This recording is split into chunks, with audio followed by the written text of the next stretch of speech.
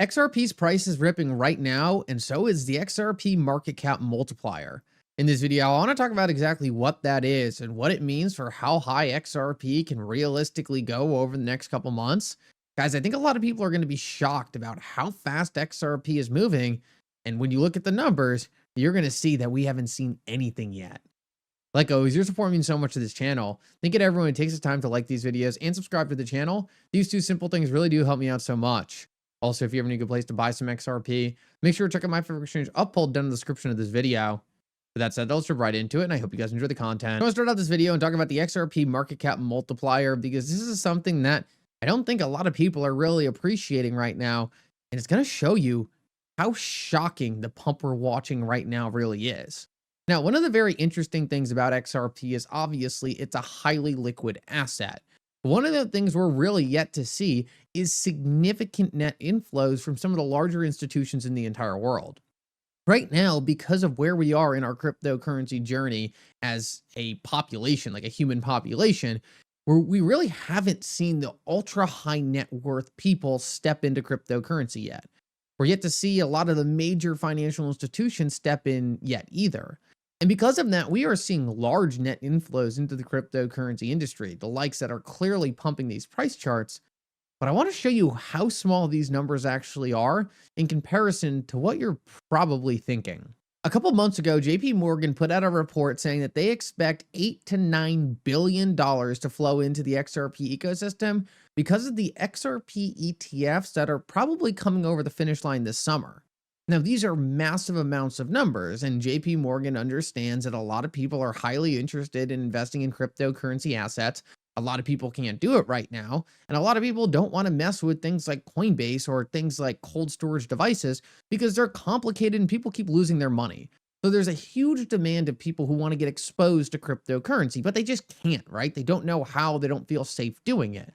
And JP Morgan, as well as a lot of these other ETF providers, that's why there's 18 XRP ETFs being filed right now, are trying to get those dollars that is on the sideline into the cryptocurrency market, the likes of $8 to $9 billion. Now, if we take a look at what we're seeing right now in terms of net inflows that are causing the current price pump, we can see that right now, we only saw 2 million worth of inflows into XRP.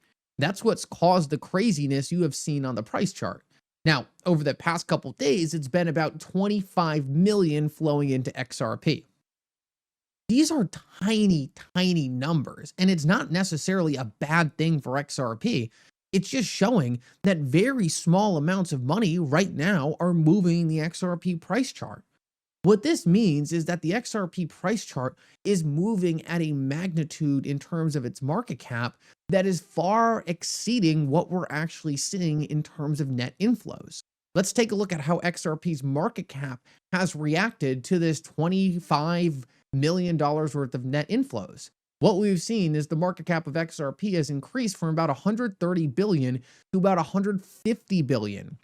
That's about $20 billion worth of market cap into XRP with only $27 million worth of inflows.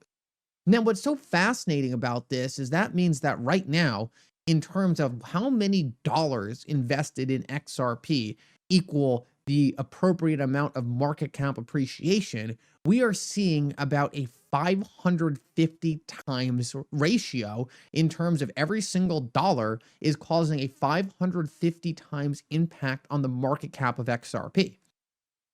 Now, the reason this is so crazy is right now we're just talking about really small amounts of USD coming in terms of net inflows to the XRP price chart, right? We're talking about 27 million. JP Morgan is predicting that the XRP ETFs alone could cause an inflow of 8 to 9 billion. I'm not going to do the math here, but 8 to 9 billion times 555.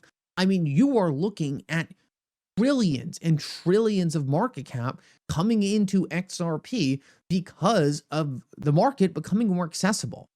Right now, we're essentially in this time period where a lot of us know about XRP. A lot of us really understand why this asset is going to be so valuable and why people should be exposed to it. But the vast majority of people are still learning about these asset classes. I talked to someone the other day, very, very wealthy, high up, wealth manager, very smart, intelligent person, they didn't know the first thing about Bitcoin. They knew nothing about it. For them, it's just like, oh, I really it wasn't that he didn't like Bitcoin. It wasn't that he didn't want to be exposed to it. He just knew nothing about it. Like it's so early, and not a lot of people appreciate just how early it is. These people, these wealth managers, are going to have a massive change of tune in the next coming years. They're going to start putting billions upon billions into these assets. And just talking to them, I'll tell you, it's shocking how much they look at something like XRP as something that makes a lot more sense than something like Bitcoin. They see Bitcoin and they're like, yeah, I just don't really get it. But all of these people understand how terrible moving money is. All of these people understand that Ripple has a real business solving real world problems. And when you link that together with a cryptocurrency, that's when things start clicking.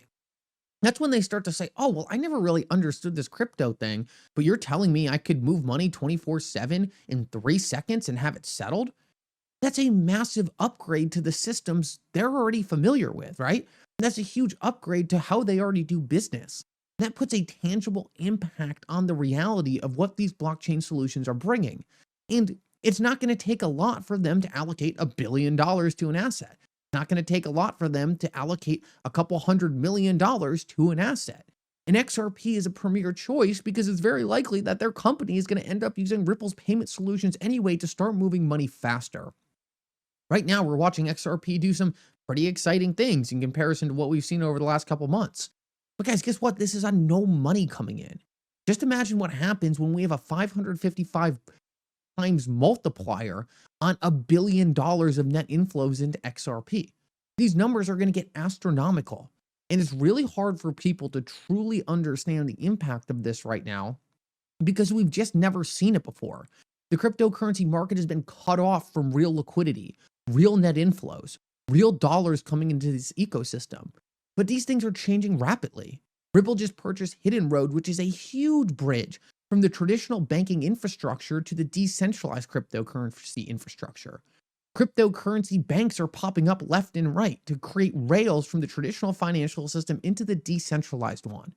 These are the kinds of things that are going to cause net inflows we've never seen before, and likely do things we've never seen before to the XRP price chart. One of the things that's also very important to understand here is we're not going to be at a 550 times multiplier forever, right? It's going to decrease over time. But right now, that's where it is. And even if it was a 100 times multiplier, a 50 times multiplier, these are still things that can have astronomical impacts to the XRP price chart with only a small amount of capital coming into the asset. Now, with all that said, I want to highlight a couple other things quick here.